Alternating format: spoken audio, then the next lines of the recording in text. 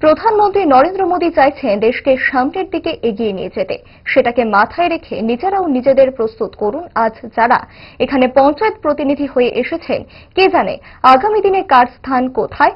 Agartala Arundhatinagar state panchayat resource সেন্টারে দুদিনের সক্ষমতা বৃদ্ধি এবং প্রশিক্ষণ প্রোগ্রাম উপলক্ষে আয়োজিত অনুষ্ঠানের সমাপ্তি দিনে বক্তব্য রাখতে গিয়ে একথা বলেন মুখ্যমন্ত্রী ডাক্তার মানিক সাহা। মুখ্যমন্ত্রী আরও বলেন, নরেন্দ্র মোদী চাওয়ালা থেকে এখন দেশের প্রধানমন্ত্রী, কিন্তু দুঃখের সাথে বলতে হয় এই বিষয়টি বিরোধীদের হজম হচ্ছে না। এছাড়া প্রধানমন্ত্রীর প্রয়াতা মাকে নিয়ে কুরুচিকর মন্তব্য করছেন বিহারের দ্বারভাঙ্গায় এই বিরোধীরা। কি বলবো, এর তীব্র প্রতিবাদ করছি, তীব্র নিন্দা জানাচ্ছি। এখানে যারা আমার মা ও বোনেরা আছেন, আমি বলবো যে আমাদের যে সরকারের মাননীয় প্রধানমন্ত্রীজির যে নীতি, উনি যেভাবে চাইছেন যে দেশকে সামনের দিকে এগিয়ে নিয়ে যাওয়ার জন্য, সেটাকে মাথায় রেখে নিজেরাও নিজেদেরকে প্রস্তুত করুন।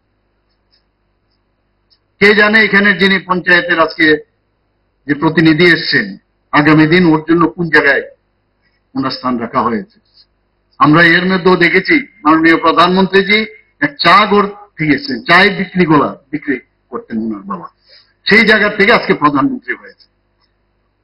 এবং তাতে করে আমরা দেখেছি বিরোধী দলের, বিশেষ করে কিছুদিন আগে, সত্যি আমি বারবার খুব দুঃখের সাথে বলতে হয় যে হজম হচ্ছিল না যে একটা চাইওয়ালা ফ্যামিলির থেকে একজন ভারতবর্ষের প্রধানমন্ত্রী হবে, তাদের ভালো লাগছিল না। অনেকভাবে, নানাভাবে, বিভিন্ন সময় বিভিন্ন কথা বলেছেন।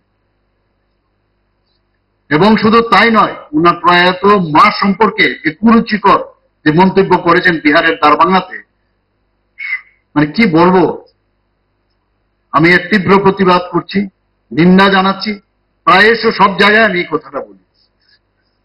বিহারের একটা সংস্কৃতি আছে, ভারতবর্ষের সংস্কৃতি তো আছেই, সেই সংস্কৃতির উপরে তার হাত।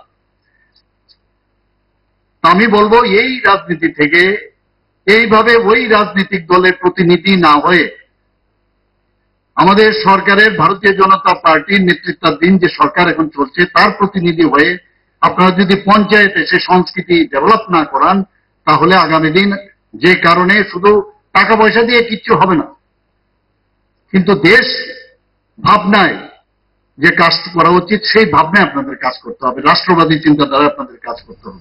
ভালো খাবার দেখে অম্বলের কথা মনে পড়ে, তার সমাধান 5 দশক ধরে গ্যাস, অম্বল ও পেটের সমস্যার একমাত্র সমাধান গ্যাস নয়।